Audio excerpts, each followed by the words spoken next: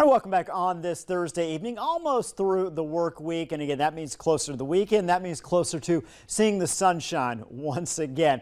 Past 24 hours rainfall totals. Now, what we're seeing here is you see areas in red there, 3+ inches. We mentioned earlier Grand Forks 5.5 inches, Ellendale about 6.5 inches, Fargo, West Fargo, we got a little over 4 inches of rainfall, area shaded in orange 2 and 3. So what you're seeing is, and we talked about this over the last couple of days, we knew this was going to be a soaker for the entire area. But again, the totals, the exact totals, we're kind of honing in on that, of course, yesterday. And the numbers we're seeing here, even more impressive than we thought we might see in some of those spots. First alert weather headlines, scattered showers linger through tomorrow. Wildfire smoke, unfortunately, returning as well. But as I mentioned, I know I keep talking about it. There's a good reason. I'm looking forward to it. That sunshine, those warm temperatures for our weekend. Satellite and radar, we continue to see we've got a low pressure. We'll show you the placement of that low pressure in just a second, but the precipitation continues to wrap around that low. As that low pushes east, that rain will continue to push to the east as well, which means Fargo, we're in for a pretty wet night again.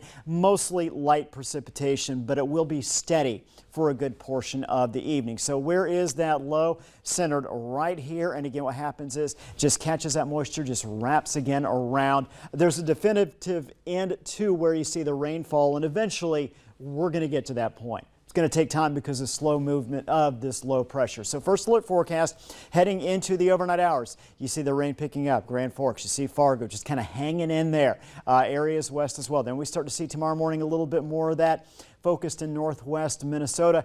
Eventually, like I said, eventually it gets out of here. But again, even through Friday evening, we're still going to see pockets of rain. It is going to be cloudy out there when we're not seeing the showers. We may get some breaks. We're going to see a little sunshine from time to time, but that's not the main story. The main story is the light showers, the clouds sticking around. Rainfall potential. This is through tomorrow morning. You can see maybe as much as ½ an inch between Fargo, Detroit Lakes, Holly.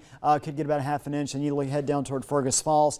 Picking up through the afternoon. Notice some gaps filling in there, northwest Minnesota. But again, by tomorrow night, we're going to be looking good. That's near surface smoke where we start to see the green, the yellow. Now we're going to tomorrow evening. That's where we start to see that low to moderate. But the nice thing is we get to Saturday, it looks like some improvement. A little hazy out there. Lots of sun. Current conditions, rain icons across several locations. Devil's Lake, Grand Forks, Fargo. Everybody is in the mid to upper 60s. You see it here on the map as well. Not going to spend much time there. You're either 64 through 67, one of those across the area. Now, the next few days, we're going to see those numbers Saturday, Sunday afternoon, Monday afternoon. These areas shaded in red, that's what we're expecting to get back up into the 80s. That carries right into our Monday and Tuesday. We look at tomorrow morning's lows, mid 60s, tomorrow afternoon's highs. Still cooler numbers out there, 76 on Friday for Fargo, then 82, 84, still staying consistent with that sunshine and the temperatures in the 80s for Saturday, Sunday, Monday 84. Next week, generally dry, a few scattered showers here and there, low 80s. Not a bad forecast. No, especially keep saying the weekends are great. We want to sneak in those weekends, squeeze as much summer as we can while it's still here. Right. We, we've got a few weeks, and yes, want to hold on to that for sure. Thanks, Russ. Yeah. Video games can bring people together in more ways than one. When we come back.